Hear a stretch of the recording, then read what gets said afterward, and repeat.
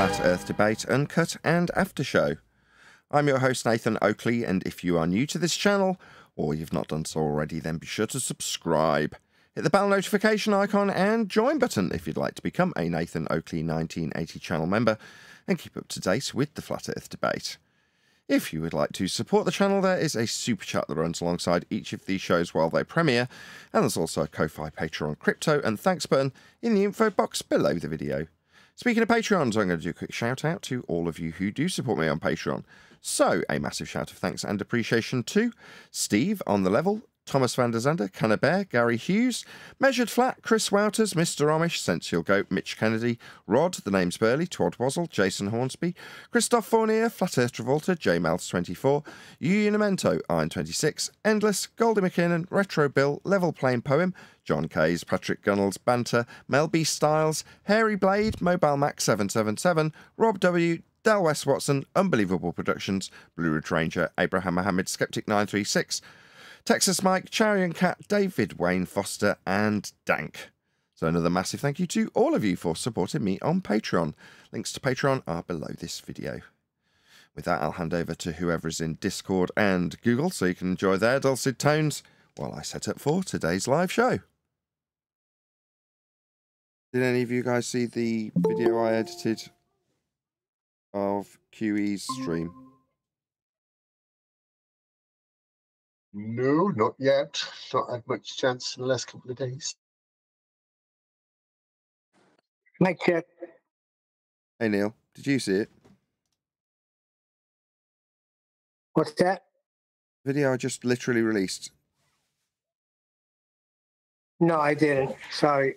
That's okay. What I'll do in that case is play it. Hold on.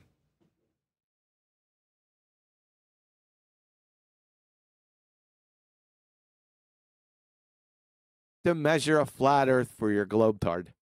He's using all flat earth measurements, folks. It makes it truly hilarious. But he's so stupid, he's unaware of it.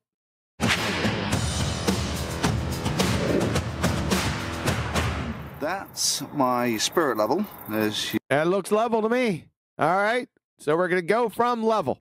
you can see, it's quite level. Now, Usually spirit levels, when you put them level, are usually quite level. what I'm going to do is I'm going to come out the wine. So you got your snacks in here. The crayons that you're going to munch. Yeah. You get your piece of paper. All right. So we got our foam board and a level. Okay. So it's now going to be level.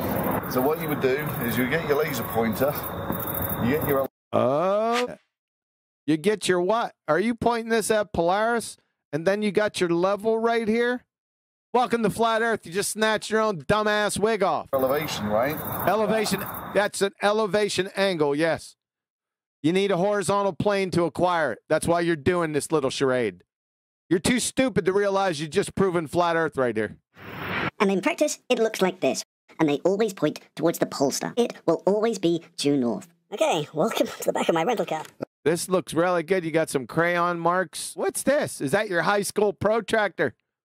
Funny thing, you see this baseline of this protractor? This is going to become very important here.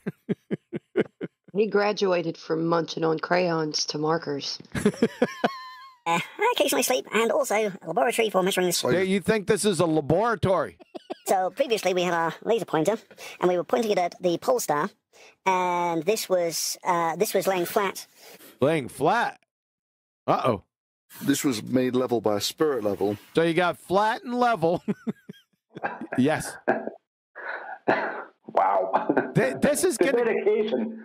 Yeah, the dedication, you're right. This is going to convince his dumbass subscribers. And then I would point... Remember, he's got a level, right? And everything was flat. That's what he said. into the angle up such that I got the elevation right for so the pulse. So that's an elevation angle. You know, elevation angles require a horizontal plane, but you already showed us that, didn't you? You're going to show us again how you did it. And the reason the lines are a little on the wide side for this is because they're being drawn with they're fairly chunky. No, you chewed off half the tip. Don't be lying, Thunderflat. marker, but Yeah. you know, as long as they're parallel lines, that should be good. They look parallel to me. Good. So, Especially these two. Just saying. Health, and we got the red ones, which is where. So what I'm going to do is I'm going to measure up these angles, for which I'm going to cheat and use a protractor. You're going to cheat and use a protractor. How is that cheat? Aren't these angle measurements? That's what you use, a protractor. That's all a sextant is, folks. It's a glorified protractor. That's all it is. to make my life easier, I am going to get some parallel lines drawn on there. Why are you going to use parallel lines? Because curves are not good. Line 1 is good. Curve's not good. Parallel line 2. Parallel line. And it's funny that you used your level for that. Let's measure up this blue guy first. Oh, whoa. Wait a second. See that horizontal line? That's a horizontal plane right there. That means it has to be flat to acquire an elevation angle. You just snatched your own dumbass wig off again. Thank you very much. And look at the base of this protractor. That looks horizontal too. It also looks parallel to this horizontal line and that horizontal line. We measure the angle fairly accurately. Measure the angle very accurately. 37.5. Thank you. Welcome to Flat Earth. Those are flat too. Okay, so those are all my numbers. All right. And my spreadsheet assures me that the average of all of these is 37.2. And 37.2 elevation angle average gotten from Flat Earth because you can't get them any other way. the average of all of these is 41.8. All these are elevation angles that can only be acquired from a horizontal plane. Period. End of story. I mean, there's no discussion. It's over. But why isn't he saying what these angles are? These flat Earth elevation angles to Polaris. Yep. Yes, sir.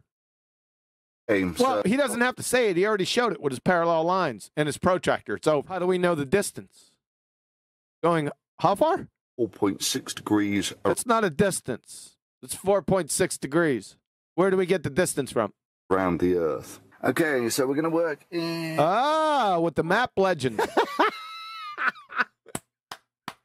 Thunderclap clown. in kilometers. Wait a second. You're measuring. Get your friggin' hair out. Oh, so here we go, Brian. He's in big trouble with this. See this, Brian. Is that in statute of miles? It doesn't matter which miles it's in. It says 150 It's a miles. linear. I think it's what was that word? Linear. That's correct. Yeah, all miles on maps are in statute of miles. Yes. Yeah, and statute of miles are horizontals. Yes. Straight line. The statute of mile itself is a straight line. Because if it wasn't, then the foot of the inch can't be a straight line. Yep. That's simple, isn't it? Yeah, it is. So how is Thunderclap Clown, shout out to Tony, how is Thunderclap Clown using this on his Baltard? This is linear. You need a spherical measure. He doesn't even realize that he's that stupid. And then what he's going to do is put these measure with his caliper on a flat map, proving flat Earth again. Watch him. Well, what he's going to do is he's going to use statute of miles, and that will be linear distances on a map, and then he's going to convert them to nautical miles via the angle. And he's going to pre-assume that nautical miles, that should give it away, miles, are somehow an arc distance. It's like, no. Where did you get the feet and mile length of a nautical mile? Yeah.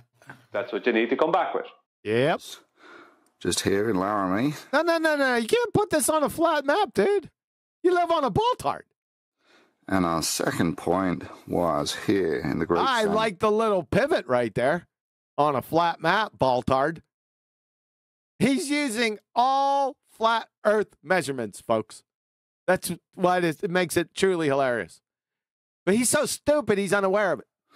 So we know that we've got a sphere. Textbook definition of begging the question fallacy. We don't have a sphere. You just used all flat Earth measurements. You see there, glurfs. You have to measure a flat Earth for your globetard.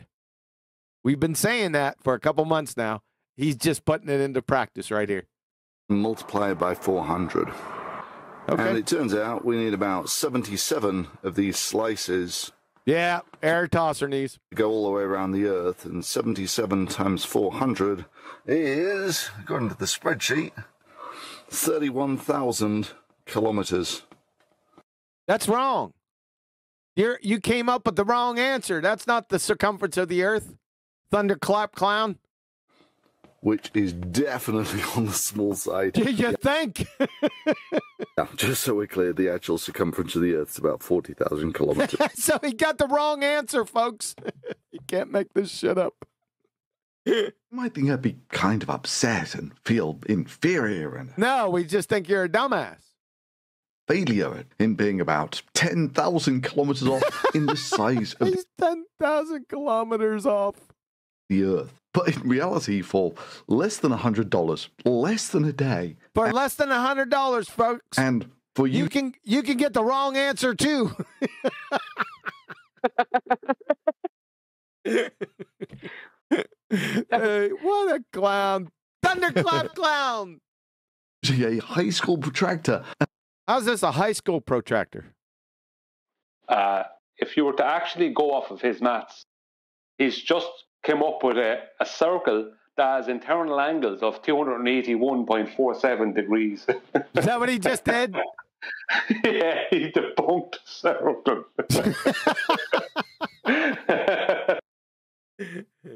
That all this is just distraction. Just critique the method that's pathetic. Yeah, critique the outcome. Just so you have to ignore that all of this is a flat Earth elevation angle. All of this assumption is based upon. It's nothing as badly as it's done and as inaccurate as it's done. There's nothing new here other than avoiding the point.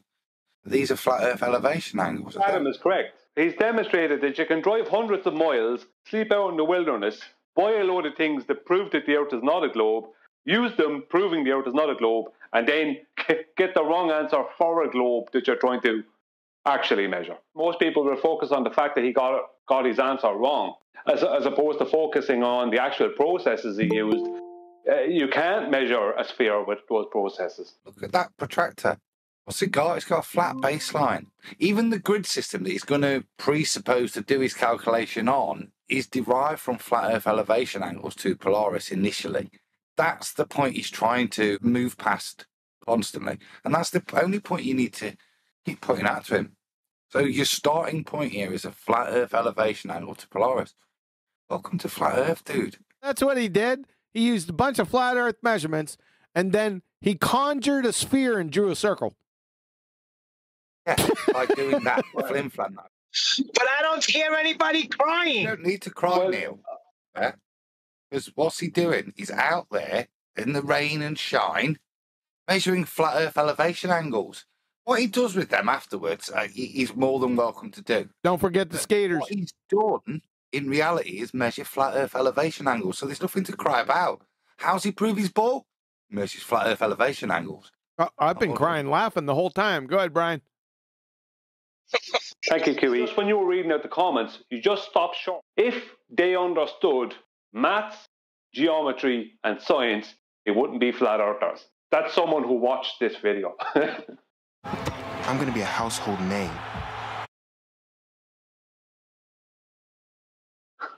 That's the level of intellect that's watching this guy's channel and actually supporting it. Well, that's sad. So I just noticed this. Earth circumference approximately 40,000 kilometers. Then down here we got Thunderclap Clown Earth. Circumference 31,000. See this down here? He even put his name to it. What a moron. And a $10 bubble level. I'm actually pretty happy with that. You see, I can actually... You're happy with a bubble level? What? Do levels invoke some type of emotions in people? I think what he's stating, he's actually pretty happy with the measurements that he made that don't match a globe or the globe he wanted to match. That's the problem with our opposition. We would not be happy with that. If we were trying to do something and we ended up being 25% out from what it should be, then that would not be a happy day. But they're okay with that because it's just 25%, give or take. It's okay. Wow. Look at the cheat codes and find out what the actual answers are. What's the cheat code? Latitude for the Views. Latitude? Is that your cheat code? You just cheated with a flat Earth measurement, you dumbass crack. Those latitude are measured with elevation angles. The ones, all these elevation angles, the latitudes are elevation angles. That might be a Freudian slip. Yep. You mean how you calculate it if you're on a ball? Yeah. But the cheat code is that, yeah, exactly that. These grid references are obtained from a flat Earth. Dude. Yep. That is cheat, isn't it? Yeah, his cheat code for his globe dart or flat Earth measurements. That's what he just said. Wow. How big is a half-degree error in reality? Okay, for a perspective of angular sizes. Oh, no. No. Objection, Your Honor. You can't have perspective or angular size changes on a globe dart. Sorry about that. Your Honor, sustained. Go ahead. You can't apply accuracy to an inappropriate equation. You're applying a spherical radius to a flat plane. Accuracy has nothing to do with it at that point. You focus on the critique because it's so easy to critique. Oh no, you're half an inch out and you're demonstrating that by getting your little pinky out. It's easy to laugh at and then ignore the fact that he's doing all of this with flat Earth elevation angles. Yes, sir. Every single bit of it. Yep. He's on a flat Earth. Yep, we already demonstrated that. Too easy. Yeah, that was it.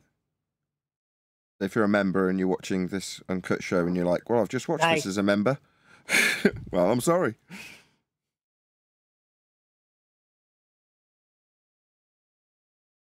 Anyway. It is actually public now. I've released that. I thought as it's a plug for QE's stream, I should get it out sooner rather than later. So it only literally was a members video for a minute and then it got published to the public.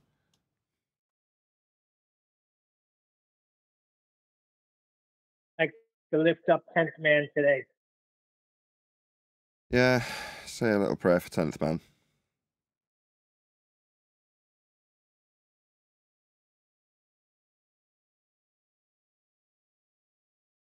You don't even know what to say, right? I just offered him support and company if he needs it. So, my response to him when he told me his wife's dying of cancer imminently was, that's crap, you know. That's really crap. But I'm here if you need support or company. That was all I could say to him. And that my prayers were with him and his family. But what else can you say? That's it. That's exactly what I said.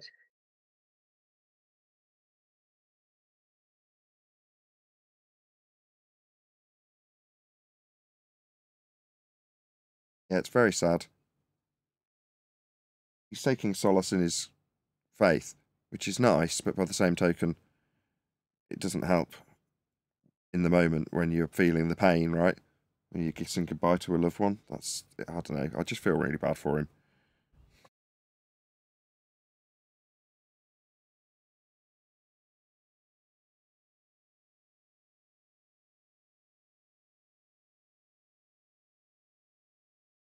But I'm sure our thoughts collectively go out to 10th Man and his family.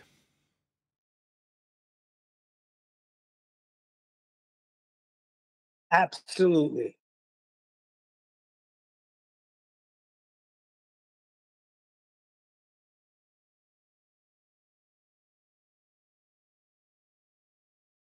But other than that, other than prayers, support, company, there's absolutely nothing we can do, is there?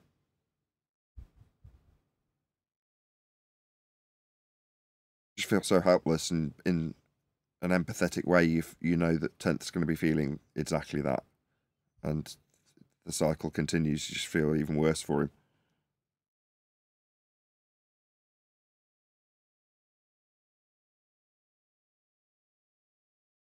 Yeah, I mean, 41 years. and that's just how long they were married. However long he courted her, I don't know. But come on, it's you're losing a part of yourself. Although they do have the blessed hope, yes, but you're still part of 10th is going to be missing now. It breaks my heart. Yep.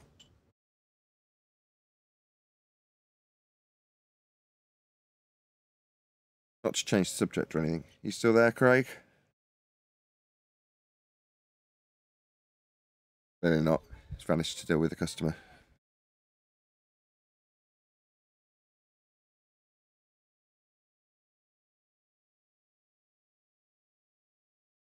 I got him a little present. Craig, that is. So Craig does a crap ton of work on keeping the show going with the electronics. And he's just started joining the show. Now, as you're well aware, I've spent quite literally thousands on treating this room acoustically. Well, there is... well, when I started doing it, this device came out, and I saw all the tests on it. It's not great, but it's, you know, kind of a... If that's as good as you can achieve, then great. It's basically, instead of... Hold on, let me just close my window. Just cut down on this wind noise. Instead of treating your room, you treat the surroundings of the microphone and then leave a hole to talk into, like a box. So originally these things came out for like $100, and then very swiftly they dropped to about $80. And then over the course of the amount of time it took me to treat the room, they dropped and dropped and dropped. And then I found one of them on clearance when I was looking on eBay. I found a new one. I'm like, oh, great. So instead of having treatment all over the walls, like I say, you wrap the mic in treatment and leave a hole to talk into the mic directly. And then obviously anything that's reflecting, the idea is it'll cancel reflections into the other sides of the mic. So I thought, oh, that's, you know, if I wanted a cheap and cheerful way of treating an absolutely horrendous room, which Craig's workshop is, it's all flat surfaces and electronics. It couldn't be worse. Low ceilings. It's just... anyway, so I thought, oh, that'd be perfect. So I got him one of them. And then he sent me a message saying he was going to look for a mic. And I think I misread his message. Either he's buying a broken one, or he found one that was broken and he changed his mind about it. I can't remember which. I only quickly scanned over his message. Anyway. I'm intrigued to see how well it works. Like I say, on the reviews, they're like... Yeah, it's better than not having anything, but it's nowhere near as good as treating your room, which is obvious. You looking for a new mic? No, I'm saying the guy who's on the panel with you, Click OK Computers, when he does talk, he's in possibly the worst acoustic environment he can be in. So to solve that, he hasn't actually got a mic, as he later told me, but I bought him some, it's like a treatment, but instead of treating the room, you treat the area around the mic. And I was just intrigued to see how much of an improvement that would make in what could be the worst possible environment to record sounds in. What you're probably best to do, Nate, is listen to us now. We are looking at one. We're bidding on one as we speak. And then obviously once we get it set up, you'll hear the great sound difference between a decent mic with your cool little cover on it, as opposed to a cheap Logitech webcam microphones out. Hopefully it'll be a vast improvement. For a few quid, literally, it didn't cost very much. I thought, well, why not? It's worth a try. Even if you absolutely despise it and you haven't got the space for it and go, no, I sod that. It's like, chuck it in the bin then. It didn't cost a great deal of money. But it might transform it, you never know. And I'm always intrigued with things that work with acoustics. Especially when they're massively discounted. Dad's got the thing over the whole web camera at the minute. I did actually think it sounded slightly better. So it should make a difference even to a little webcam mic. It's a mic, right? Mic to mic. You certainly are a little bit clearer.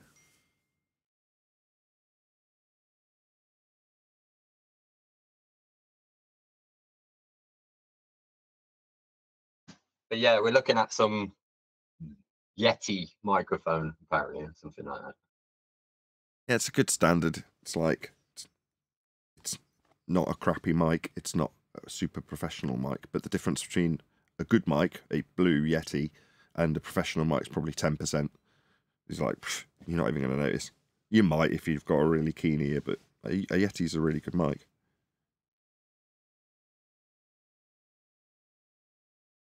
Yeah, we're just trying to haggle the guy down.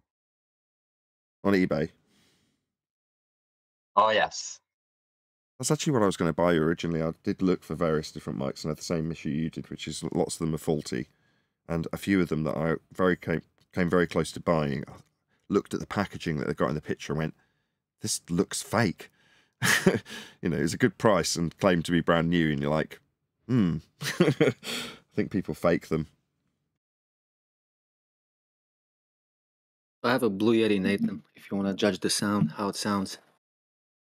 Yeah, it sounds fine. All right. Yeah, that's what I had before this mic. Blue Yeti. It was fine. Still being What used. What you got now? Rode NT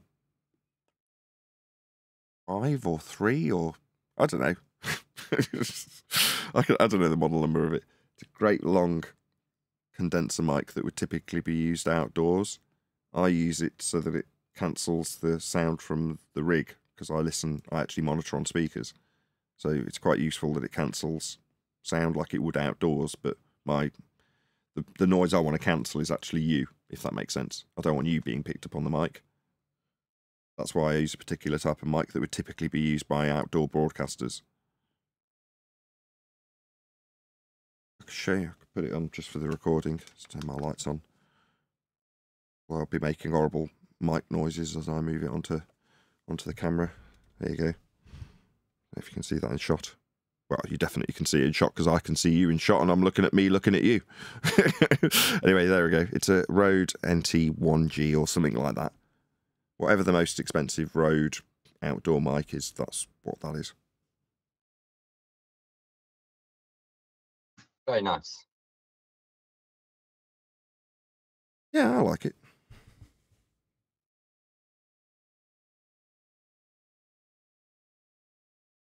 All the other mics you have to put in front of you, like within 2 or 3 inches, which I really don't like.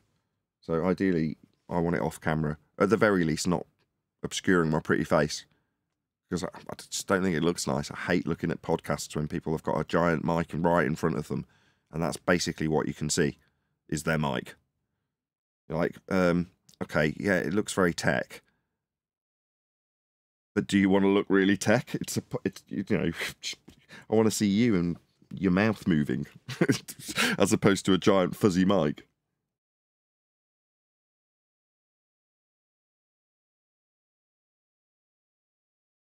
But yeah, again, for outside broadcasting purposes, they'd typically be a little bit further away. Maybe 16, 18 inches away from the person, which means I can stick this one 16, well, it's probably not even that. Yeah, maybe 12, 13 inches away. Just off camera. Not that any of this matters. Nobody cares. It's only me that cares about this stuff. Nobody's putting comments below going, oh, your show's really good, but if only you didn't have the mic in front of you.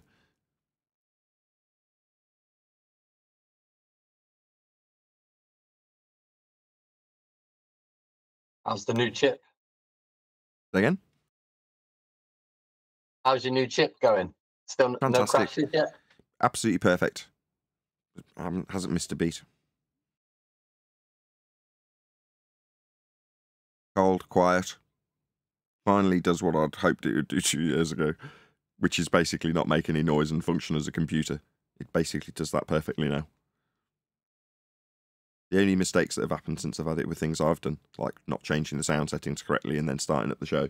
But that's my fault. But the chip itself is absolutely flawless. I can't find issue with it at all. Not only that, at stock, it's not, obviously the previous one I'd been turning it up constantly, which means it's getting hotter and hotter and hotter. Whereas this one, just at stock, I don't think it's gone over 80 centigrade at full load, 100%. It's like, well, that's how it should operate. So I'm absolutely elated with it. Thank you very much for sorting it out. Hopefully you get a credit for the old one. I think he's already sent it back, to be honest with you. Perfect. Mate. Yeah. Oh, well, then I can stop worrying about that. I was a bit concerned because he had to physically pay for one and order one and then, you know, hope that the one will go back and get credit, which I'm very grateful for because it meant there was 0 downtime. But it is on your coin, right? So thank you. Yeah, well, we don't want to see the show not be running, you know. Yeah, if it was any of your other customers, they could get stuffed, right? Exactly. That's not true. I always had good service, even when you didn't know me beyond being a customer. It was only by chance that Craig found out that we had the same interest in Flat Earth at some point. But before that, I was using you as a customer. You can see I'm sure you can see on your database all the various different things that I'd done, various different repairs, things fitted for my wife's computer.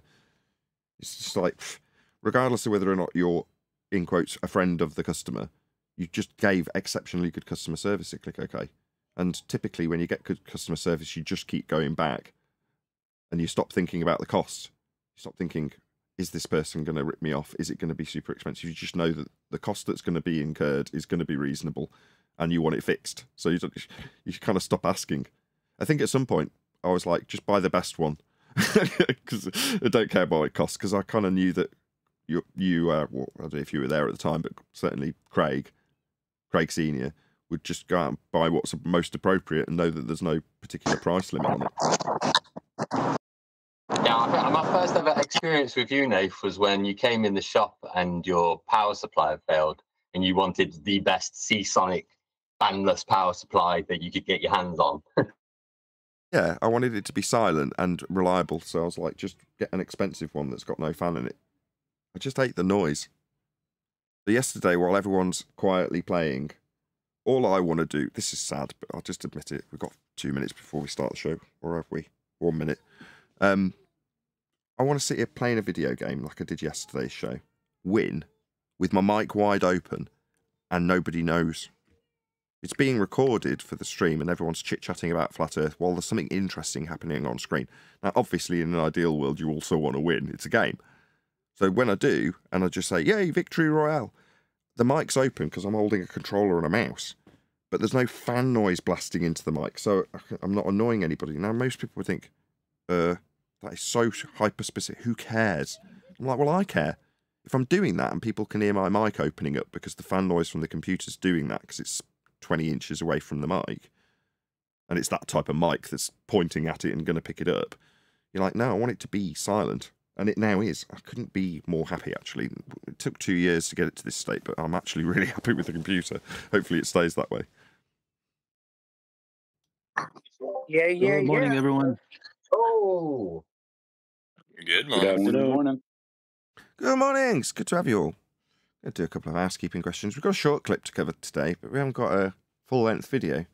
Now, typically on a Thursday, we would actually have something to cover, but we'll cover Brian Cox and his declarations in regards to Coriolis shortly. But we'll ask a few housekeeping questions preemptively before we get to it. So, any evidence of axial rotation? You cheering for Brian Cox? Yes. Well, Eli, I'm glad you're that excited. Alrighty then.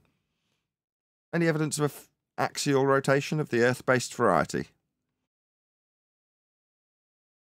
The one thing I've encountered was a gyro compass. They have used that as evidence that by principle, a gyro compass is utilizing the rotation of the Earth. I don't know if you've run into that. No, by principle, a gyro compass is going to remain rigid in space. If it's deviating, it's faulty.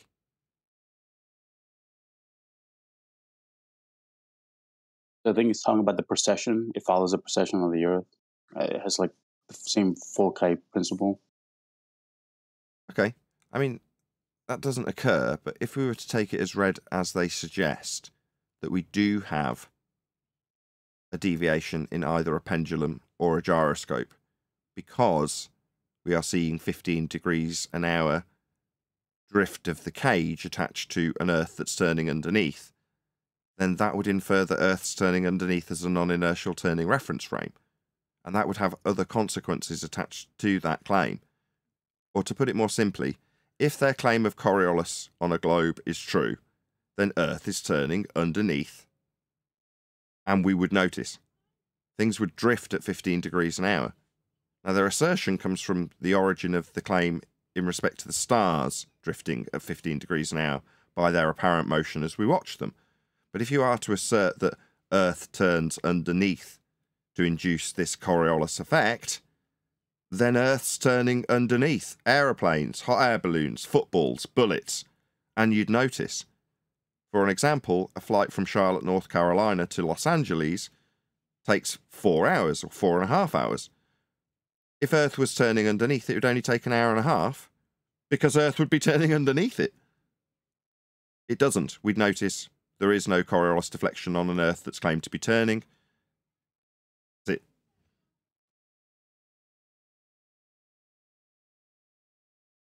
Any scientific evidence of gravity?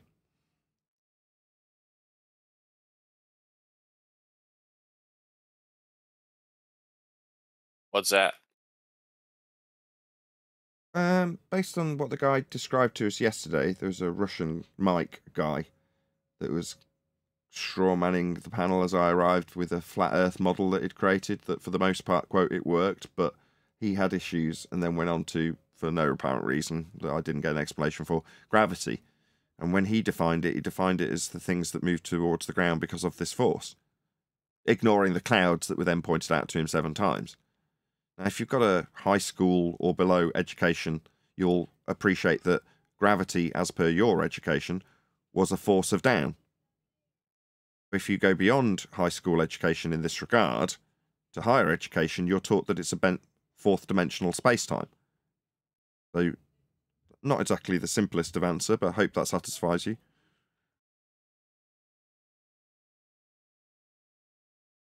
So, how do we have scientific evidence of something that is a concept? It's not my claim, and you can't, but they assert it as science. Therefore, the burden is on them to prove they have science. They don't, as you rightly identify, Flat Earth Travolta. Fair enough. What you're identifying is a category error within the question, but the category error is only there because of their assertions that they have science, not because we don't understand the category this would sit within. Don't assert that it's science and you won't be asked for scientific evidence. It's that simple. Meanwhile, along those lines, there is no scientific evidence for gravity. There's not even a phenomena to observe. The previous Newtonian claim of things going down is defied by gas behaviour. Just look up at the clouds. Further to that, and presumably because of that fatal flaw within Newtonian gravity, you then change it to a more convoluted version of a bent space-time in a pseudo-Riemannian geometry invented by Einstein, where the bending and warping of time is caused by the uneven distribution of mass, and that is what he calls gravity. Of course, conceptually, it only exists within the pseudo-Riemannian geometry of the fourth dimension that Einstein invented. Therefore, no natural phenomena. Again, not science. Just for the icing on the cake, is there any evidence of any single viable hypothesis from any of the fields of astronomy, cosmology, or astrophysics?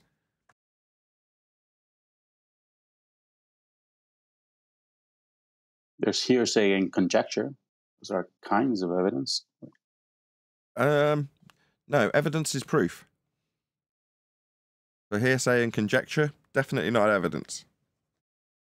I was quoting Lionel Hutz from The Simpsons. You were quoting who? Lionel Hutz, the lawyer from The Simpsons. Oh, you were quoting Lionel Hutz. That's priceless. It did just sound like a glober, though, let's be honest.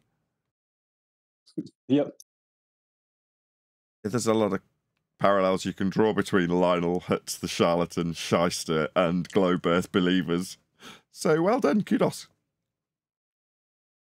I'm dragging this out a little bit because I know the clip that we've got is so very short and the audio in it is absolutely horrendous. I think it was recorded from a phone from the Joe Rogan Experience and has no links because it's recorded from a phone, so it's kind of a bit crummy. But like I say, I do want to drag it out in that regard before we get to it. So is there anything else going on before we do get to that clip? Or any other comments in regards to Coriolis effect, gravity, things of that nature? Like I'm not going to... Oh, I'm going to get to drag it out a little bit thanks to... Pressing the wrong button. I'm going to get to drag it out a little bit thanks to a super chat from Flat Earth Travolta. Recommended reading if you want to know how refined mathematics became one world religion. The Metaphysical Foundations of Modern Science by E.A. Burt. Okay, thank you for the super chat. accidentally started my intro to get it up. I was on the wrong screen trying to bring up this Skype page from Eli. It was you that shared this, right, Eli? Yes, sir. You want to talk us through what it is then before I play it? That'll kill a bit of time. Let's see. So yeah, this is Brian Michael Cox. He's on the Joe Rogan show, and he says something really interesting. Well, it's only interesting because it's something that, you know, we've all told the Glovers, and the Glovers just, I don't know. They don't accept what their religion entails. So I thought it was a very good clip to, you know, give them a warm good morning. Okay. Tell them about their faith. Anything else? That's all. You say it was Cox on Joe Rogan, right?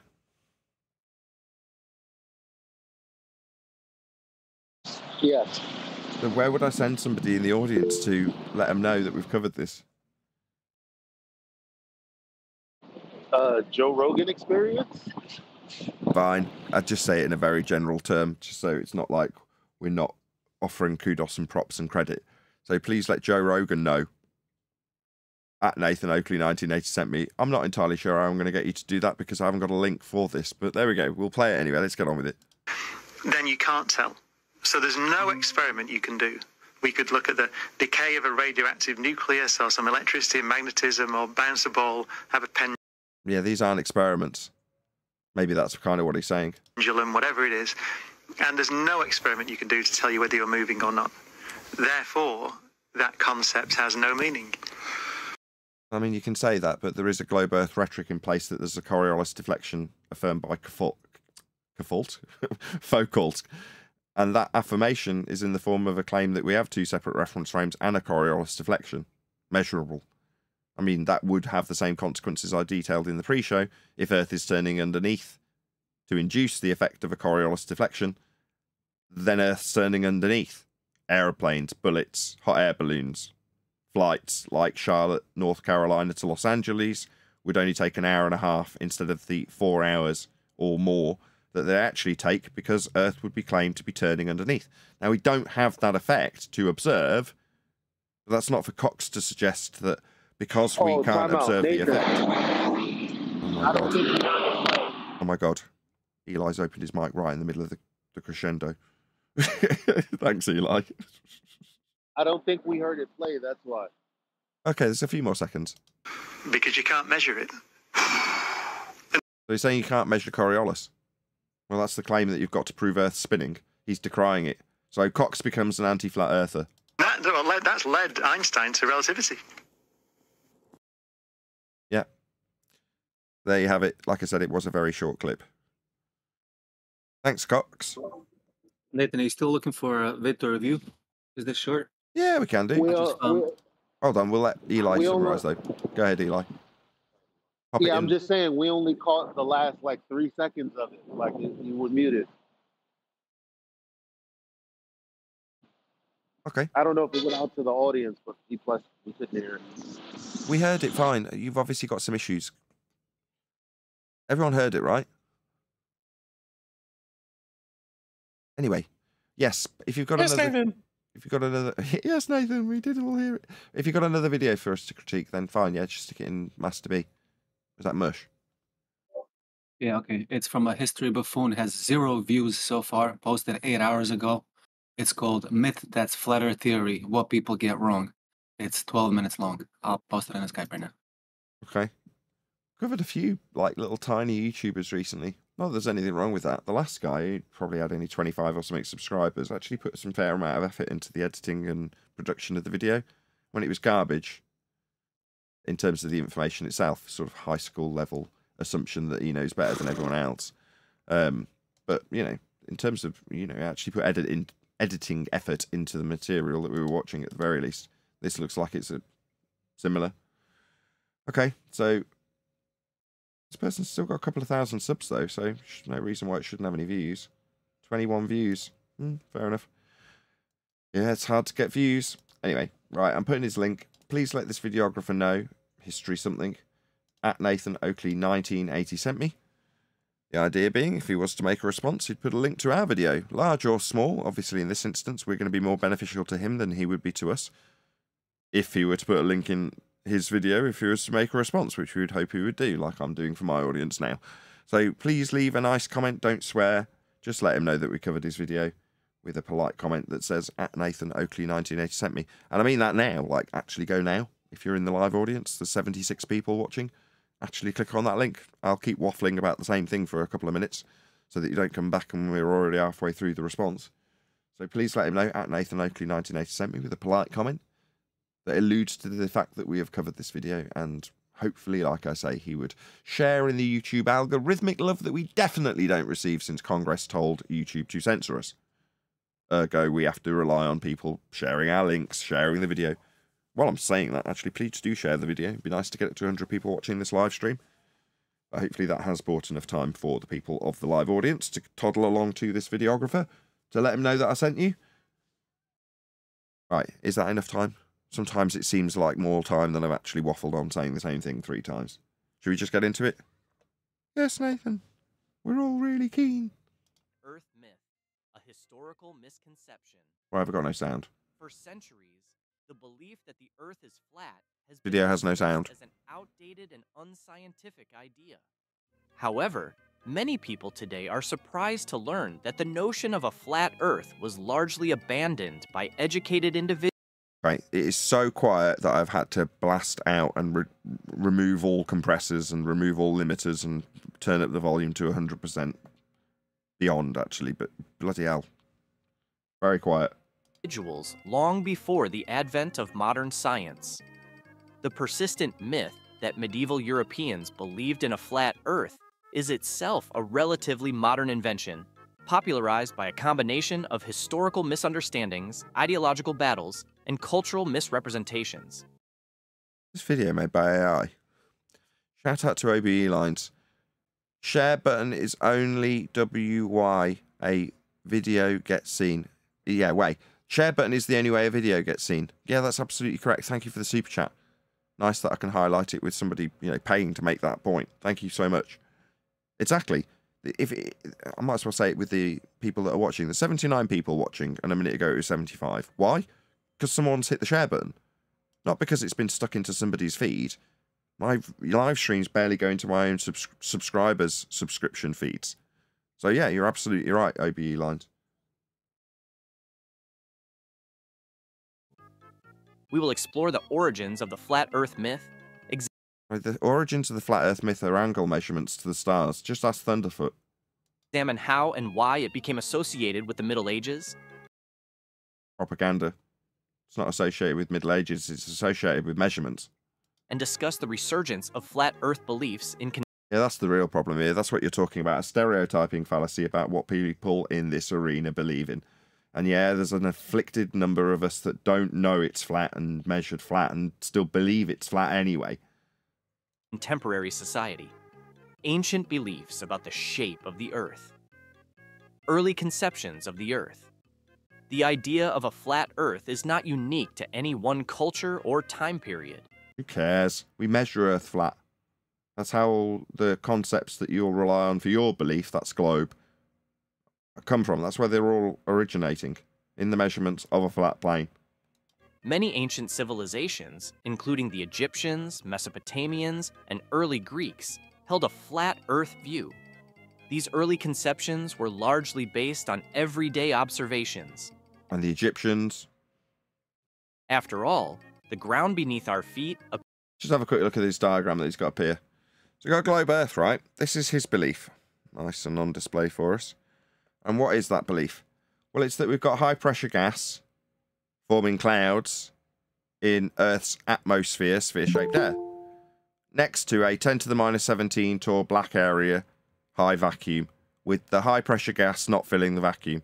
Yeah, this is a straight-up second law of thermodynamics violation that you believe in, but you got the nerve to go back through the historical documents and not look at the measurements. Where do you think this globe Earth belief came from? Well, I'll tell you where it came from. Flat Earth measurements, that's where.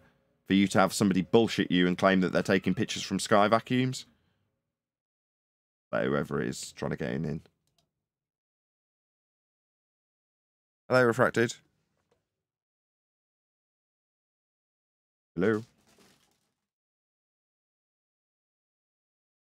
Hear me? Retracted, can you hear us?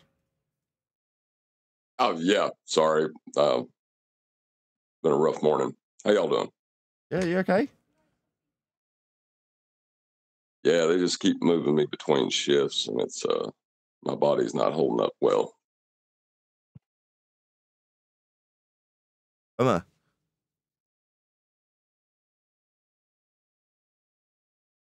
moved the wrong thing around in my confusion. I'm not having a good day either. Let's just sort this out. I've got all my tabs all over the bleeding place. Now I've lost my hangout. Things aren't going well.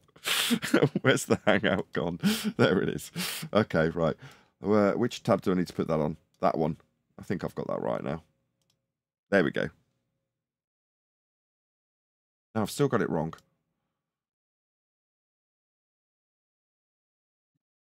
You'll have to bear with me, ladies and gentlemen. I'm normally a bit more slick than this. There we go. Finally got it. Appears flat. And in a world without global travel or satellite imagery, the idea of a flat Earth was a logical assumption. In Mesopotamian cosmology, for example, the Earth was often depicted as a flat disk floating on a primordial ocean. Who cares? Measured flat, nothing else matters. All of the actual models and maps that are going to be used to navigate the ground that we're actually utilising are flat and have come from flat Earth measurements. None of this is relevant. We're applying the wrong standard like it's a historic standard to how the Earth's measured. It isn't. Go ahead, John. Is observation an assumption? No. Yeah, he doesn't know what he's talking about. He just said that the assumption it's flat. No, you see it. With a solid sky above. Similar ideas can be found in ancient Egyptian beliefs, where the Earth was envisioned as a flat plain supported by mountains, with the sky held up by a giant, godlike figure. Greek contributions to spherical... Who cares? We're applying the wrong standard. It is not a historic standard when you come to Earth measurements. Earth theory. However, as early... Not a theory either. Another category error.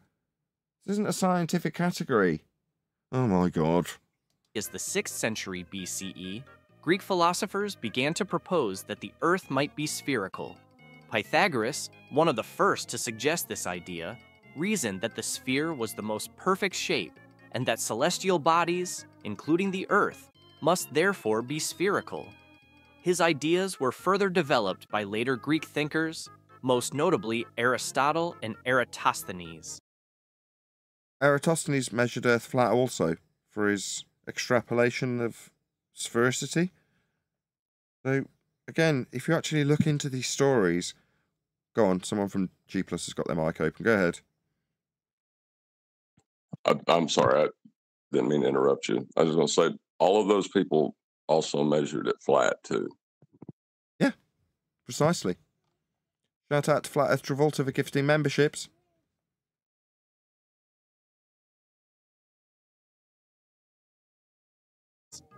Aristotle, 384-322 BCE in particular, provided several arguments for a spherical Earth. He noted A question of arguing for it. It's not a debate. Oh my god. That during a lunar eclipse, the Earth's shadow on the moon is... Begging the question fallacy. Earth's shadow? What? Does this look like a shadow? It looks red to me and I'm colourblind.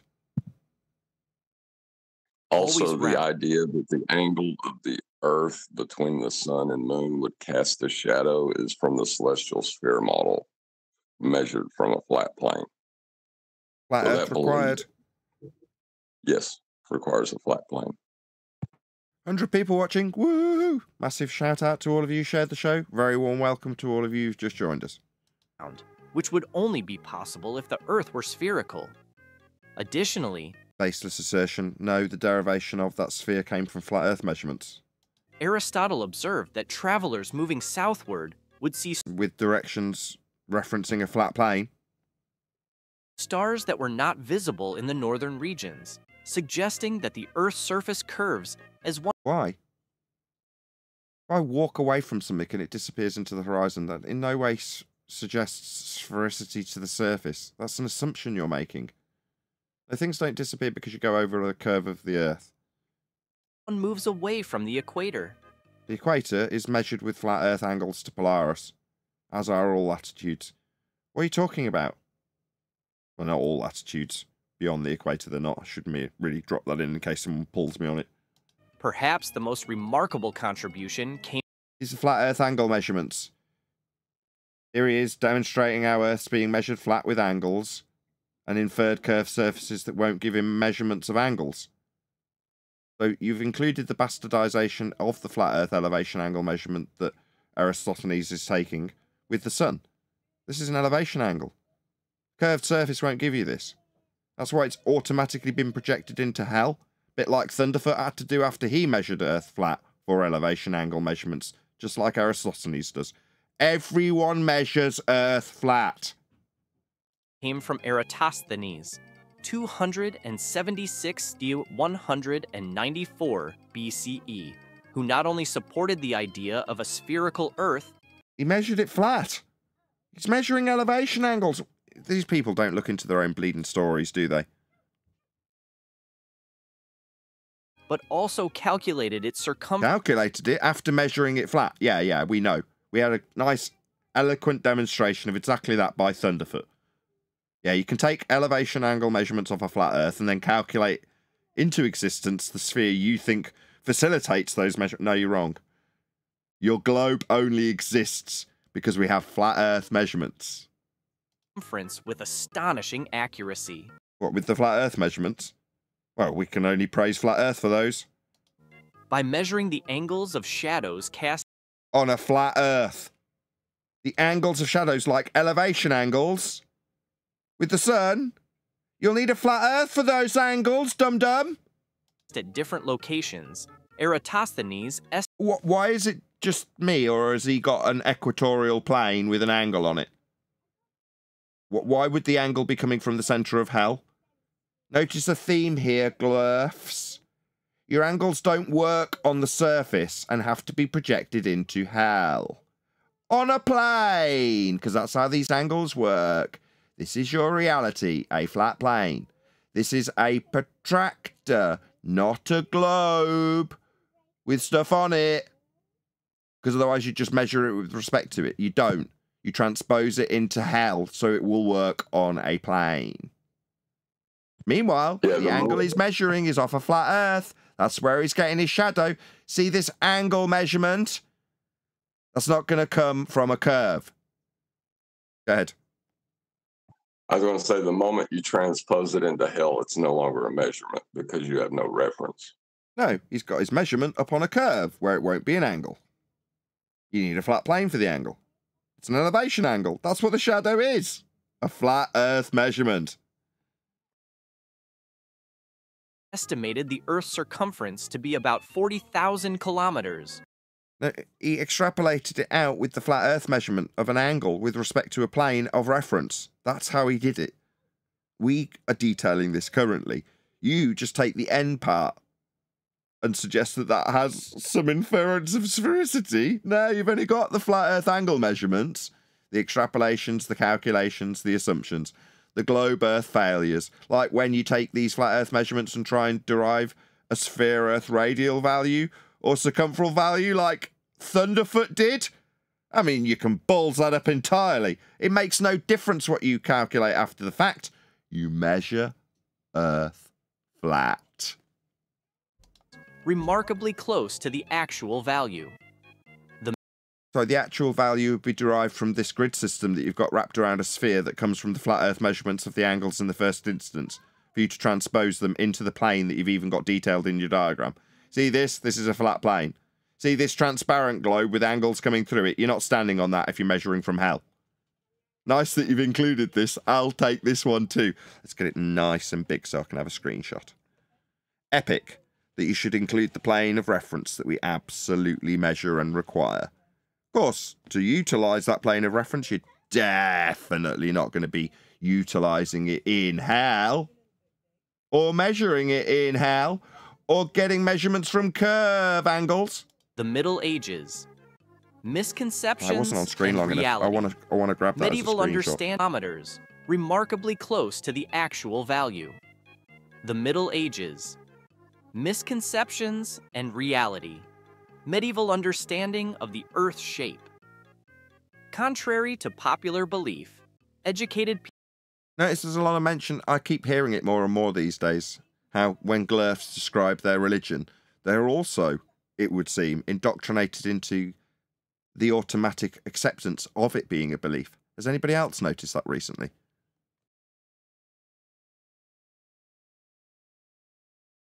They're not hesitant to describe Glurfism as being a belief. You go back through the videos, it'll be littered and riddled with this word from Globe Earth believers, because that's what they are, believers. But they're not under any misapprehensions about it in their linguistics. They seem to already know it's a belief, and they stack up their belief against what they think is our belief, and was until 2024 for the most part, for me at least. Until we started declaring the measurements in no uncertain terms, we had their belief, that's the point I'm making now, against their strawman belief they foist on us. But my question I'll ask again, just in case anybody's had time to think about it. Has anybody else been noticing more and more that the globe Earth believers are more than happy to declare the fact it is a belief in a globe? Anybody notice that? I think it goes back to materialism and the belief that you can't prove anything. So everything is a belief to them. Yeah, we just had a conversation about that in 24/7. This guy claiming that science doesn't prove anything technically. I can't hear you right. I can. You came through fine. He's saying he had a debate on, and it was in regards to the Glurf presumably claiming that science doesn't prove anything. Well, then what's the point of doing it, first and foremost? It does. That's all it does. It's the only way of empirically validating cause and effect reasoning based on natural phenomena. That's the purpose of it. It has an empirical outcome based on the hypothesis, because the hypothesis only gives you two outcomes. Either A causes B, or A does not cause B, and upon variation of A, it will either do one or the other, proving one or the other. That's the only outcome. So to suggest that science doesn't prove means he doesn't know what science is. That's all that means.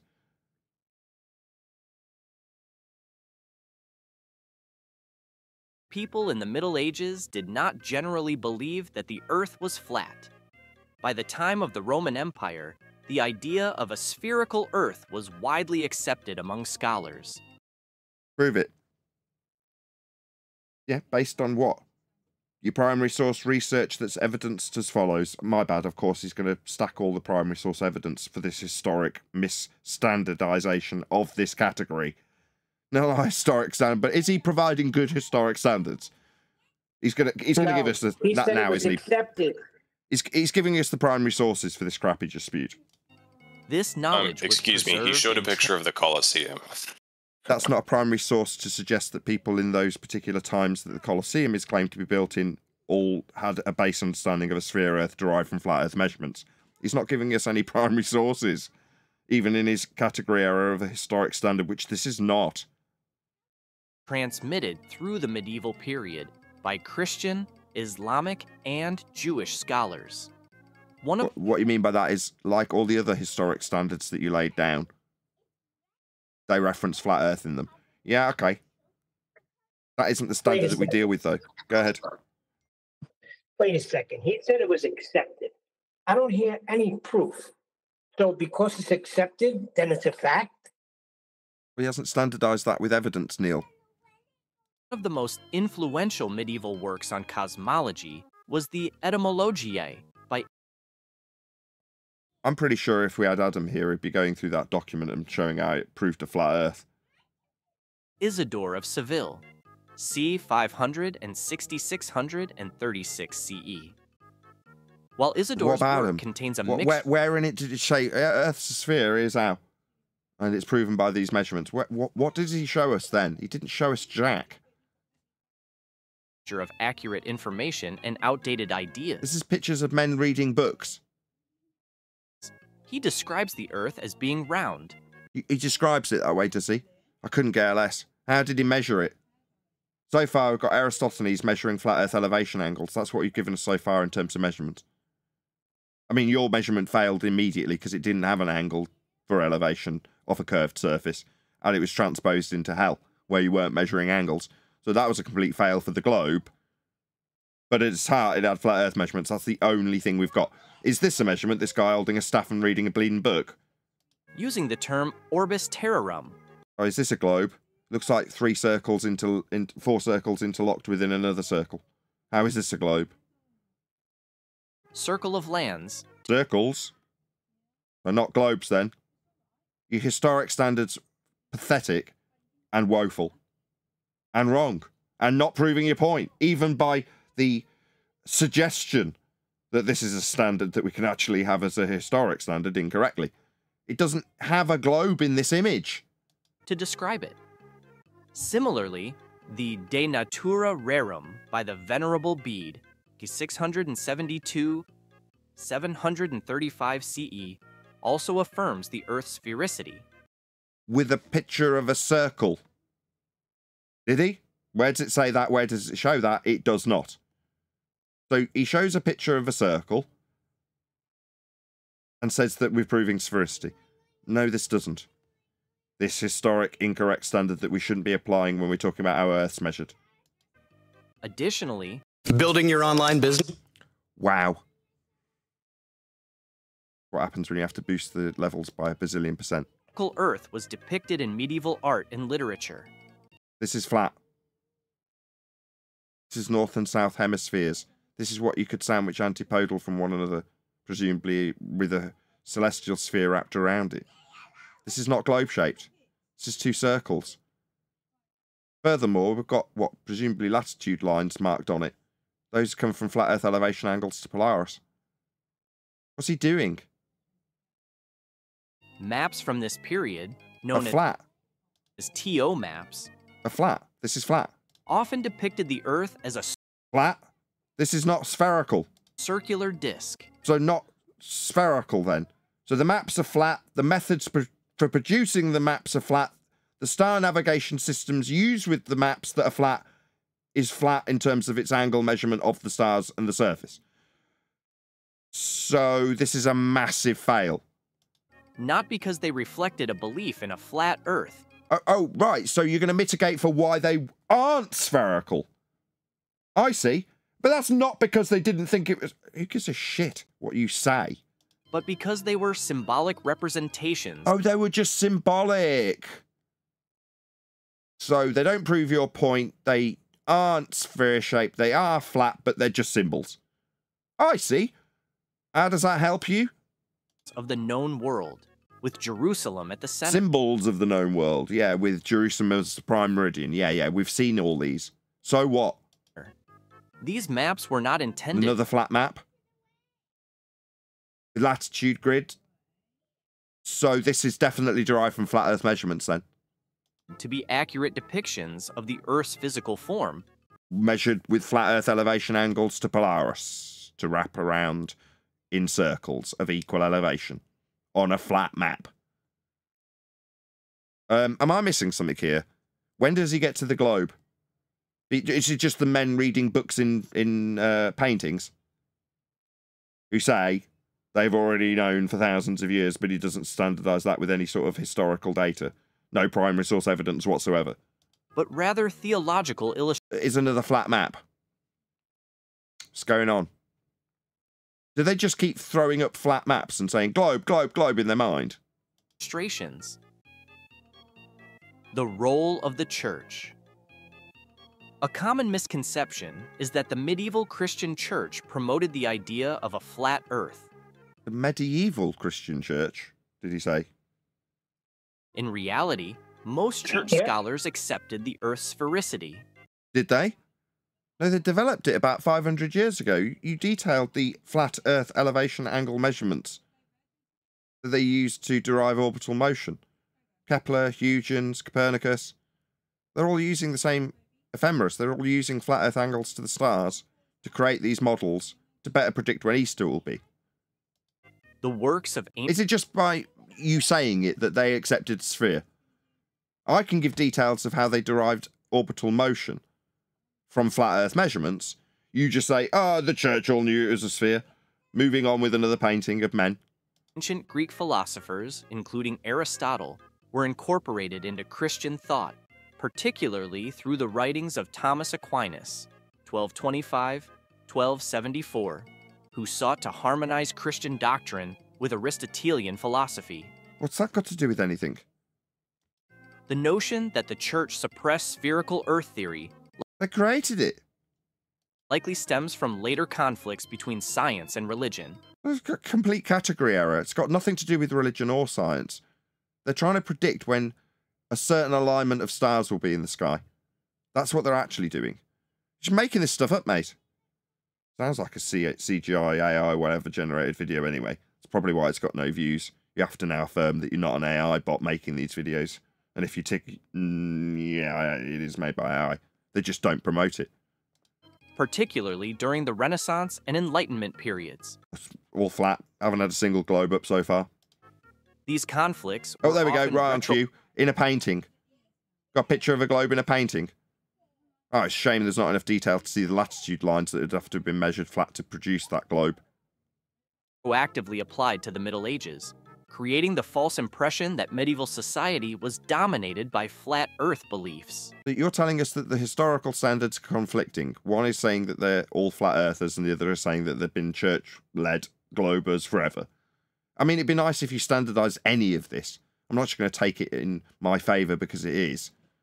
Okay, so you're saying there's conflicting evidence that say everyone's a flat earther. All right, okay. Well, you better standardise that with some primary source evidence too. The modern invention of the flat Earth myth, Washington Irving and the legend of Columbus. The flat Earth myth, as it relates to medieval Europe, gained significant traction in the 19th century. It doesn't matter. None of this matters. This is all irrelevant. It doesn't matter what people believed or what they thought 1,000 years ago or 50 years ago, even yesterday. What is the question we are asking ourselves, and how will we prove it? Yeah, but if you could poison a well and call it a flat Earth myth, then it's a win for them. Century. One of the key figures in popularizing this misconception was the American writer Washington Irving. In his 1828 biography, A History of the Life and Voyages of Christopher Columbus, the voyages of Christopher Columbus would have been utilising celestial navigation and a flat plane to do it with circles of equal elevation, angles off a flat plane. That's how the navigation was done as we expanded out the known territories. Flat. As we found new worlds. Flat.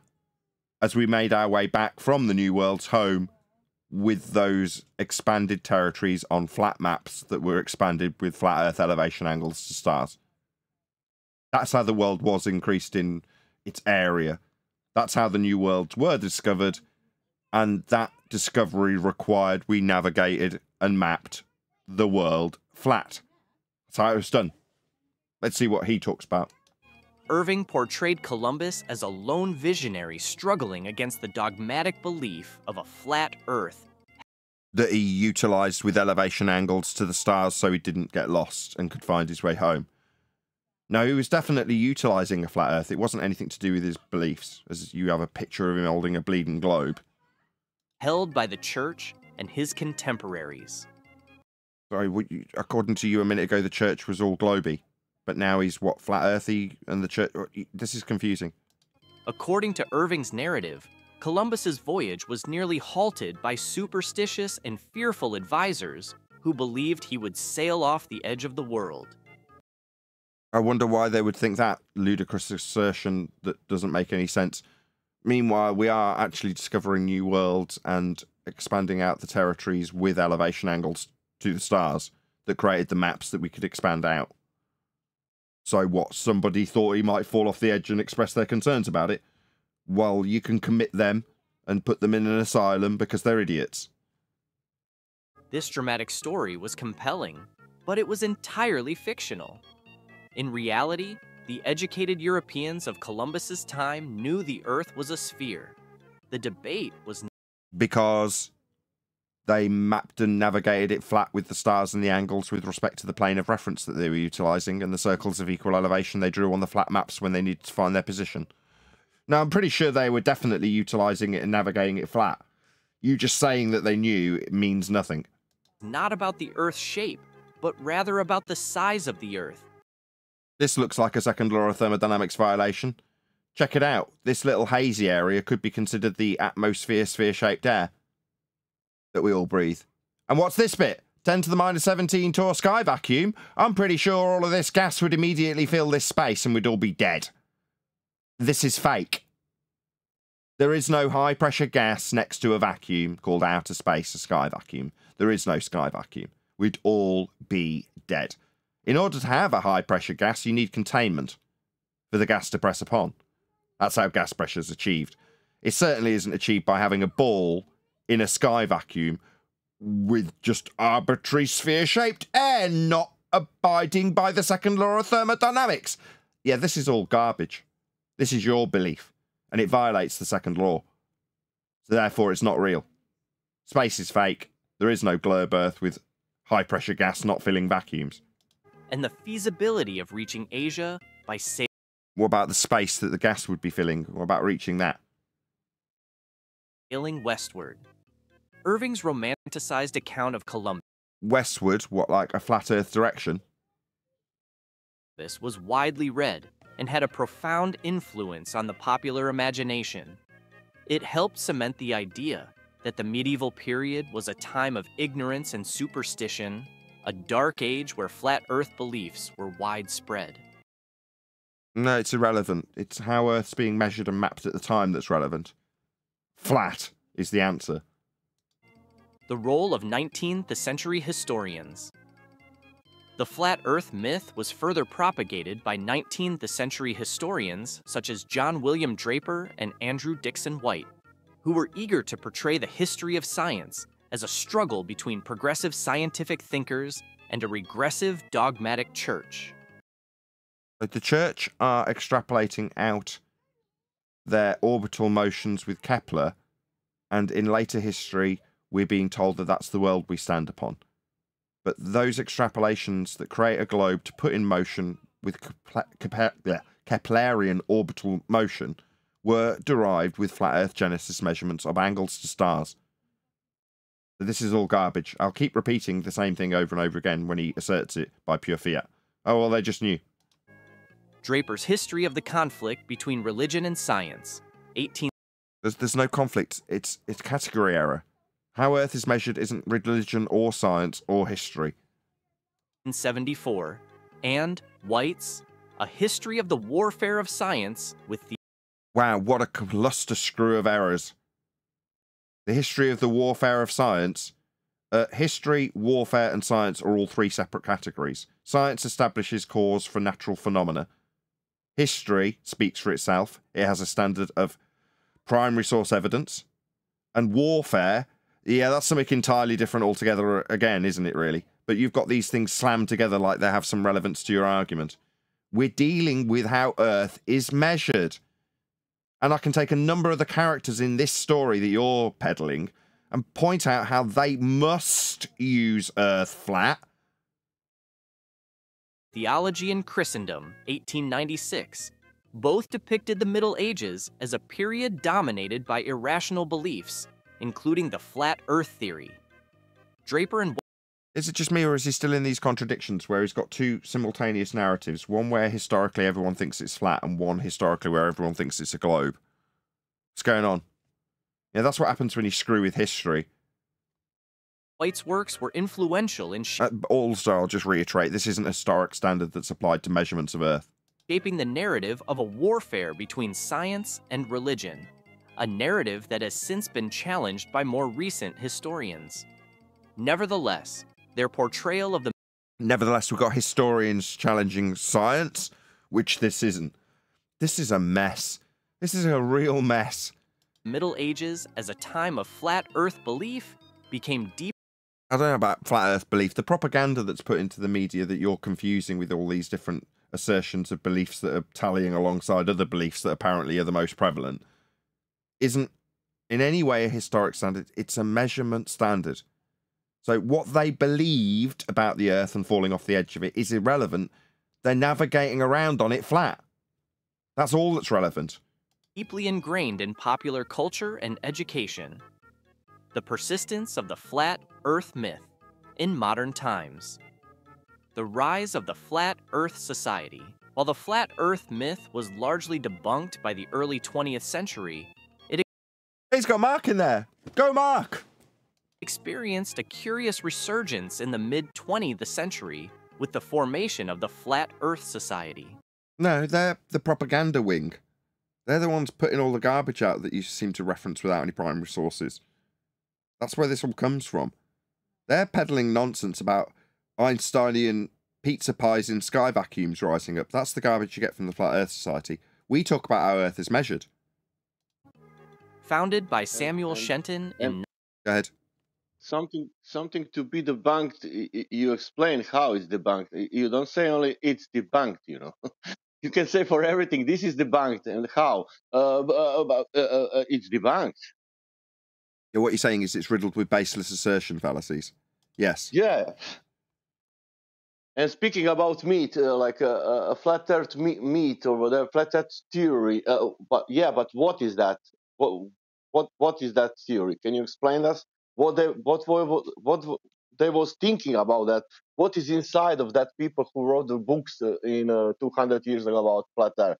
Is it that about that we follow off the edge, or it's only that sentence, or there is more? You know, there is a book about the flat Earth, and he said that people will fall over the edge. You know, that's the whole book. You know.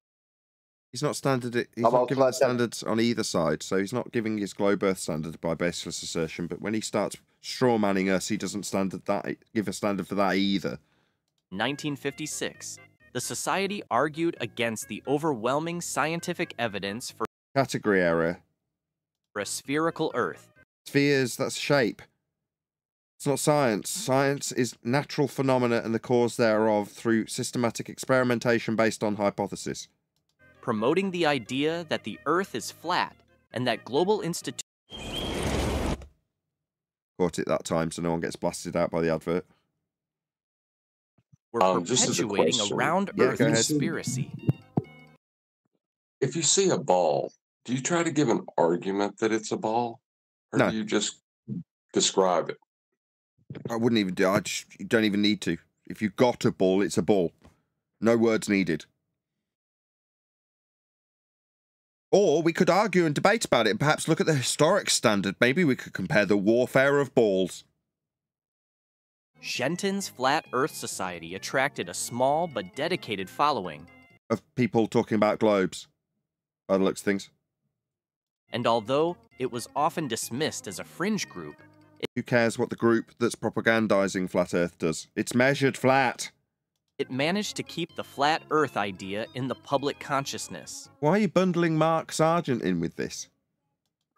The society gained new life in the internet age, where misinformation can spread quickly. Actually, I should take that back. He is actually a card-carrying member of the Flat Earth Society through pure irony.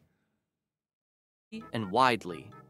Flat Earth beliefs in the digital age. In the 21st... Does this appeal to modern technology fallacy? So because we're in the modern age with computers, we shouldn't have flat Earth beliefs. Non sequitur fallacy and a category error. They're not beliefs. It's measurements. Century, flat Earth beliefs have found a new platform on social media, where they have been amplified by conspiracy theory. Poison in the well fallacy. It's got a guy in a tinfoil hat with, what, aliens behind him? Is that a flat earther? Believing in space and sky vacuums for aliens to come from? No, definitely a misrepresentation. You just wanted a guy with a tinfoil hat, right? This is what he found. Well, the tinfoil hat that you've represented as the flat earthers got planets and spacemen! This is a glober! And online communities. Flat Earth videos on platforms like YouTube have garnered millions of views.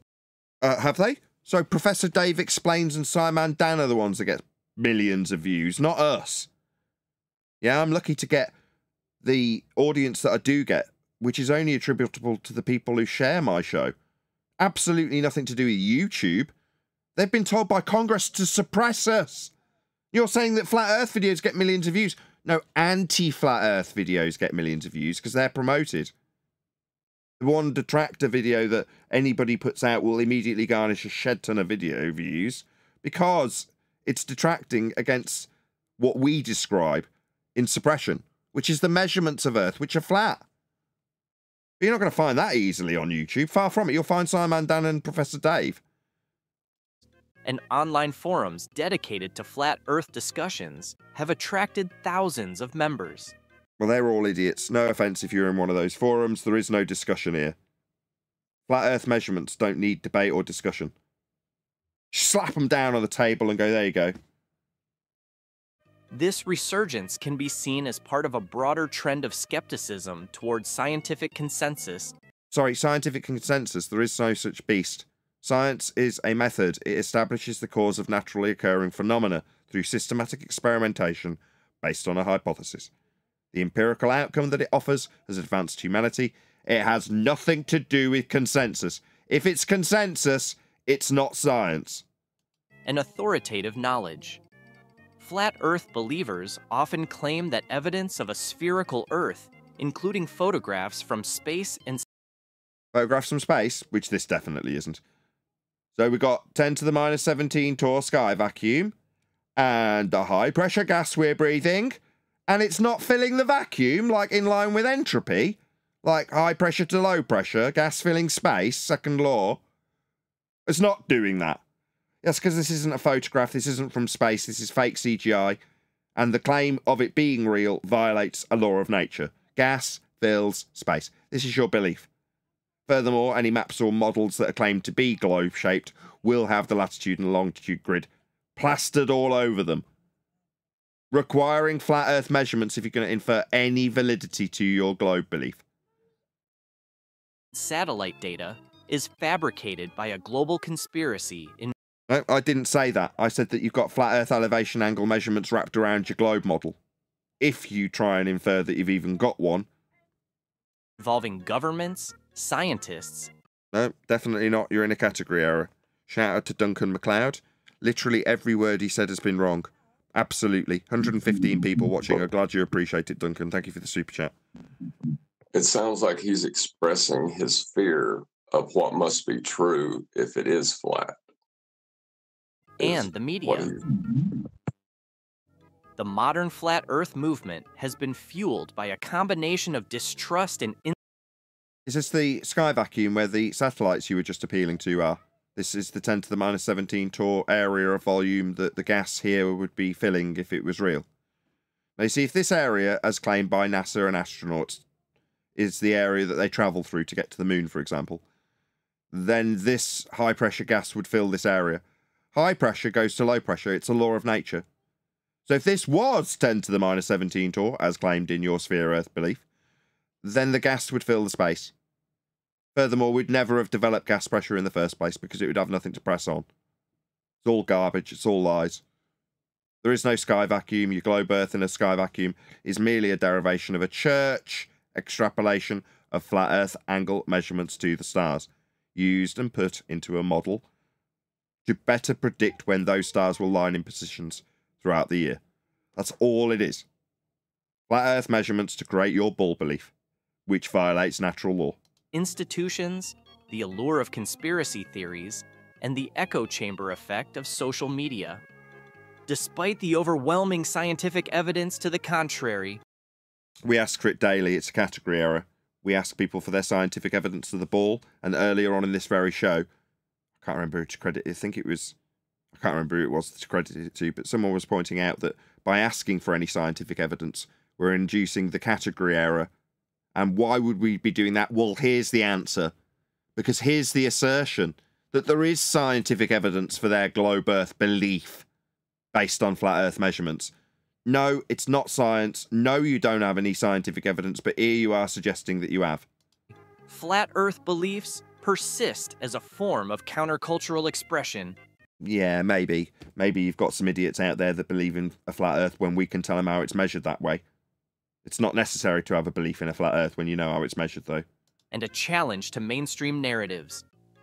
No, the mainstream also use flat Earth measurements to create the globe that you think you believe in. They're a fundamental basis for your globe belief. Without flat Earth measurements, you wouldn't have a globe belief. Conclusion. Debunking the myth. What are these lines wrapped around the globe? Are they latitude lines? Oh, they are, aren't they? Oh, you'll get those from a flat Earth to wrap around this globe that you believe in. What a clown. Know your measurements. It's not historic. It's not wartime. Myth. The idea that medieval Europeans believed in a flat Earth is a myth. That you suggested they had, and also apologised for why they had it when they shouldn't. You're back to your two contradictory narratives about all believers in a flat Earth forever and all believers in a globe forever. One that was largely created in the 19th century and has been perpetuated by popular culture. So what, up until the 19th century, all people believed in a flat Earth, or up until the 19th century, all people believed in a globe? Now, I'm pretty sure it was just measured flat the whole time. And we can show how the globe belief that you hold came from those measurements. I mean, all this other historic garbage is irrelevant. In reality, there's a 10 to the minus 17 Torr sky vacuum right next to high-pressure gas in violation of the second law of thermodynamics. No, this is not reality. As much as you'd like to put this on screen and believe that there's men floating around in areas that gas could be filling, but isn't. That's all it is, a belief that you hold. The concept of a spherical Earth has been widely accepted by... The concept of a spherical Earth? No, the concept of a spherical Earth was derived by the church to better predict when Easter would be. Educated people since antiquity, and the Middle Ages were no exception. So not the 19th century, then? The persistence of the flat Earth myth serves as a It just seems like he's asked AI to explain how flat Earth and globe Earth clashed throughout the ages, and this is the spew that ChatGPT gave him, and he's just turned it into a script. And it makes no sense and contradicts itself left and right, and has no actual historical standards proving what it's claiming. It's all baseless assertions, and pictures of men holding sticks and reading books. Reminder of how historical misconceptions can take on a life of their own, shaping our understanding of the past in ways that are not always accurate. Yeah, I agree. So why would you then go forth and use a historic standard to prove your point then? What a clown. It also highlights the importance of critical thinking and the... Not really. Measurements has nothing to do with critical thinking. They're measurements. Need to question the sources and motivate... No, when you're measuring things... I mean, I could go and question Thunderfoot's ineptitude when it comes to taking angle measurements with boards and laser pens and Crayola when we've got sextants that do that job. But, you know, the idiocy of glyphs is beyond our understanding sometimes. I mean, we can't, explain stupid. Motivations behind the stories we are told. In the end, the flat Earth myth tells us more about the times in which it was popularized than about the actual beliefs of medieval people. I mean, we could ponder the beliefs of these people when we know they're measuring Earth flat. It's irrelevant, though. It reflects the 19th century desire to portray the Middle Ages as a dark and ignorant period, contrasting sharply with the perceived enlightenment of modernity. Who cares? As we continue to explore and reinterpret history, it is crucial to separate fact from fiction. Reinterpret history? Is that what we do? So we can reinterpret this then? I mean, I don't need to reinterpret your historical standards you didn't lay down when you've got a picture of a globe Earth next to a sky vacuum with gas not dispersing into it. That just debunks your religion that was based on flat Earth measurements to begin with. Fiction, and to recognize that even the most widely accepted historical narratives may not always be true. Yeah, like the globe. That's the end. Hey, Brian. Was that a confession at the end? Yes. Basically, yes. Hey, Nathan. Hey, everyone. Hey, good to have you. Timing's perfect. So your timing's perfect. How come? With that, I'm going to say if you are watching this on either Nathan Oakley 1980 or Nathan Oakley Premiering streams, then stay tuned, as there will be an after show to follow.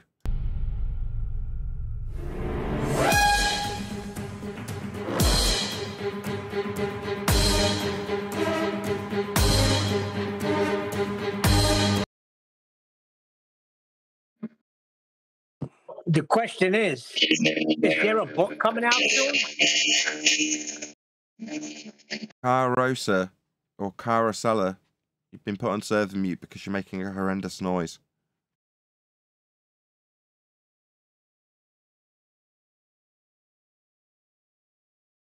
I don't know what that was all about. Sorry, Neil. No, I was just asking if the book is there still a book? What's going on?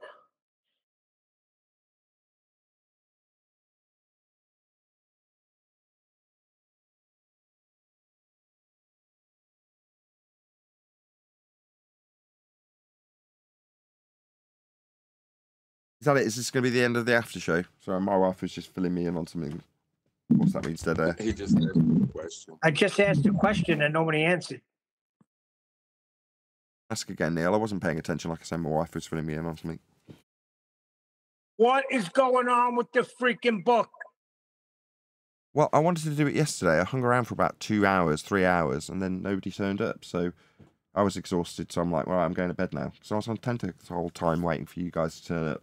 Then about 9:30, Kiwi's like, no one to do the book. I'm like, I finished at 4, 5, 6, 7, 8, not 5 hours later. He's like, well, where are you? I'm like, So hopefully we'll do it tonight.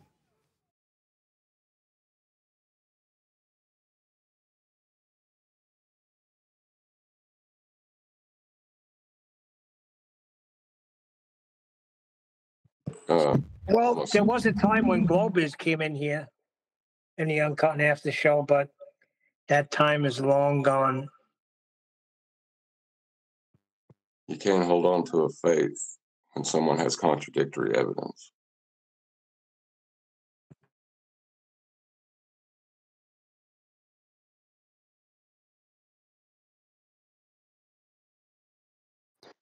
Well, they're all waiting on the sidelines, waiting for the show to finish so they can come in.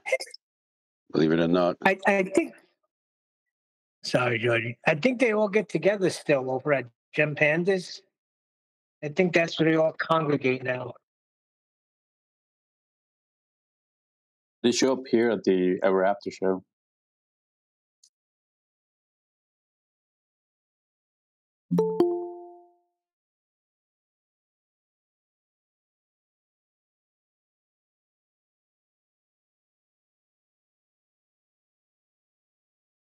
Hey, Adam. I was just about to step away to get a coffee and you rang the doorbell. Afternoon. Did you see? Hey, Adam. Afternoon. Where were you yesterday? I was fairly busy, actually. I dropped in and then just stuff happened, so I had to drop out. Fair enough. When do you want to do the book? Everybody's getting dark. That's what I was going to say. I was really busy, so I'm glad you had a sleep and then never rang. So I'm free. I'm free now because I'm raising it to London. You can't see that holographic ABBA concert. Okay. I don't know what that means, but yeah. We'll wait for QE to arrive then, and then he'll round out the after show when he does, and then we'll do book stuff. Cool. In the meantime, I desperately need a coffee, so hopefully you'll keep the conversation. Not you necessarily, Adam, but generally the royal you will keep the conversation going.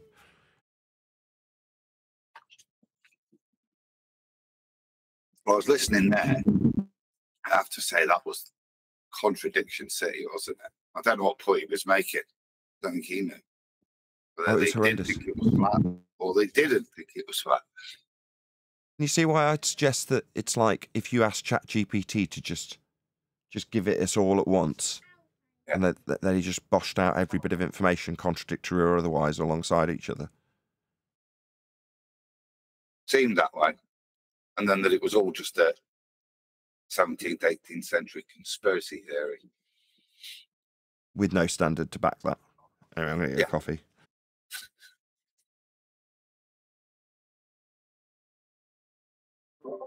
While Nathan is gone, we have 2 new members, Joe and Carosella. Good morning, gentlemen, or ladies, I'm not sure. If you'd like to say hello, now's the time. Carosella and Joe. Do they have questions? Or not. Or not. Sorry, John, go ahead, man. I was just asking if they had any questions. Yeah, Carosella just opened his mic. Give him, You got give him any some time. answers? Yeah, no worries about how my king. They both have Earther roles, so I am pretty sure they would have questions. So, Carosella and Joe, if you guys have any questions about FE, now's the time to ask.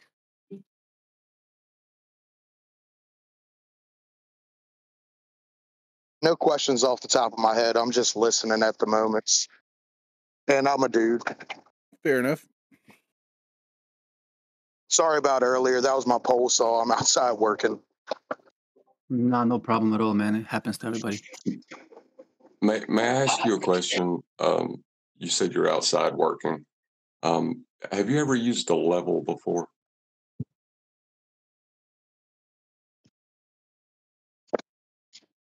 I actually have. I'm a carpenter. I use levels, plumb bobs, transits, everything you could think of. Oh, you're going to love this subject then. Is level flat or is it curving? I'm sorry, what? Is level flat or is level curving? Oh, nah, it's definitely flat, dude. Everything about it's flat. The level's not going to read level if it's not fucking level. No swearing. All right, you're a flat earther then. Definitely by observations and gut instincts and using a transit. Like, yeah, we don't calculate any kind of curvature at all. And we're dead on the money every single time. Well, you measure it that way, right? When you measure. Right.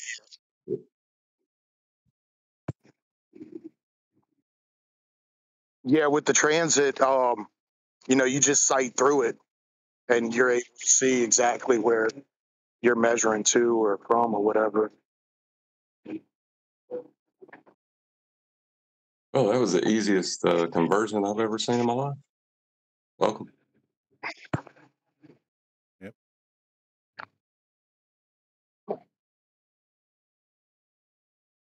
Yeah, baptized by the water level.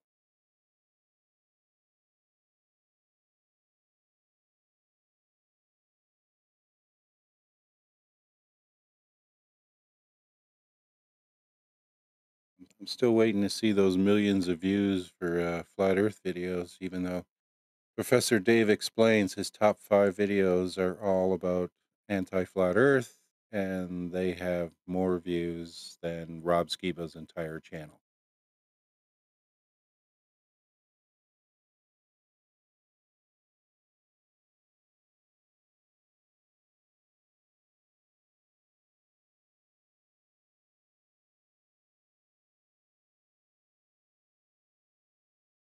I'm going to make a channel about people who theorize the emperor is naked and just talk about the historical standard of why people believed he was naked.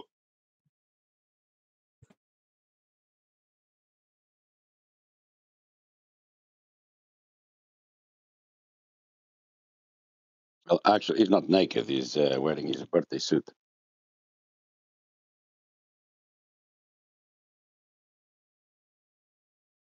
So you finally let me in, you coffee drinking cuck.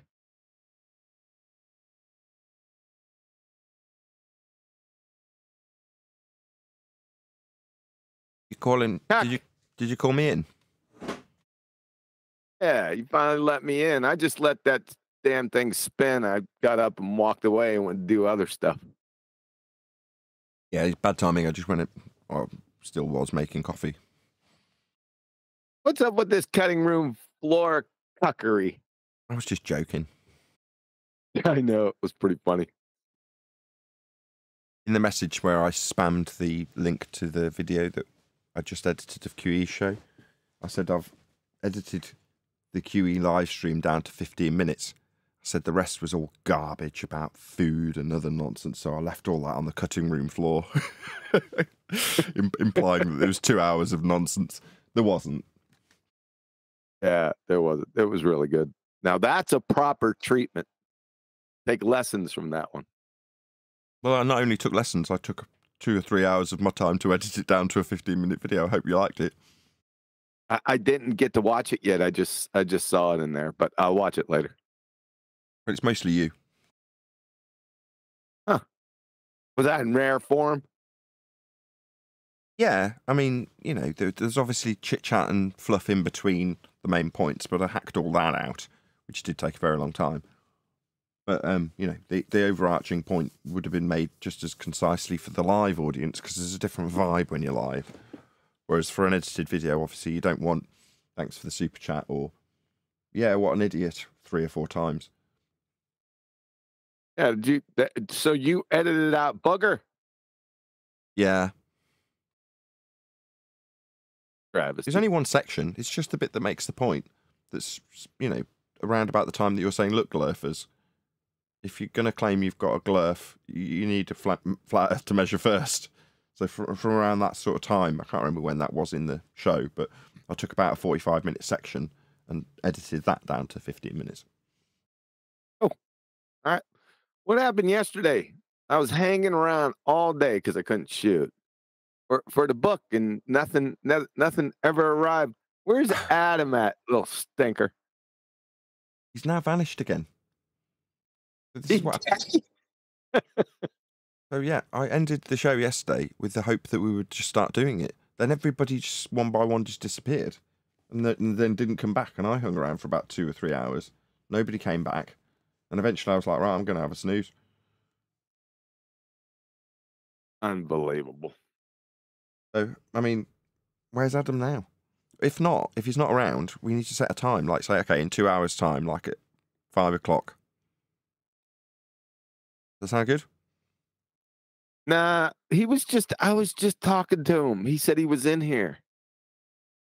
Well, when he shows up, I just said it to him. When QE shows up, we'll do the book.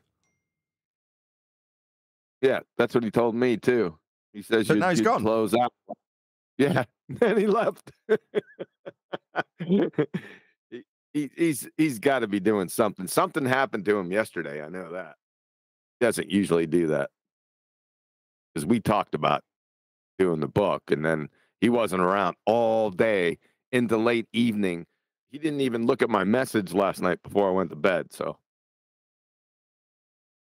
right. Well, I mean, what's up? I'll see how much dead air there is in this particular after show, and if there's an extended period, I'll just round out and we'll figure out when we're going to get together. Hopefully in a couple of hours. Not hopefully in a couple hours. I got stuff to do. I can't do it tomorrow because I'll be gone. Or Saturday, I'll be gone. So it's got to be, he better get back in here. I just sent him another message that he won't look at. Okay. Well, I'm going to round out this live show because it's dead on its ass at the moment. And, you know, then we can prepare for the book writing. So with that, I'm going to say another massive, huge, enormous thank you to both Discord and Cheapers panels for making today's after show possible. And of course, a massive thank you to all of you for liking, commenting, sharing, subscribing, joining as a Nathan Oakley 1980 channel member, and all that good stuff. I've been Nathan Oakley, and I will see you all in the next video.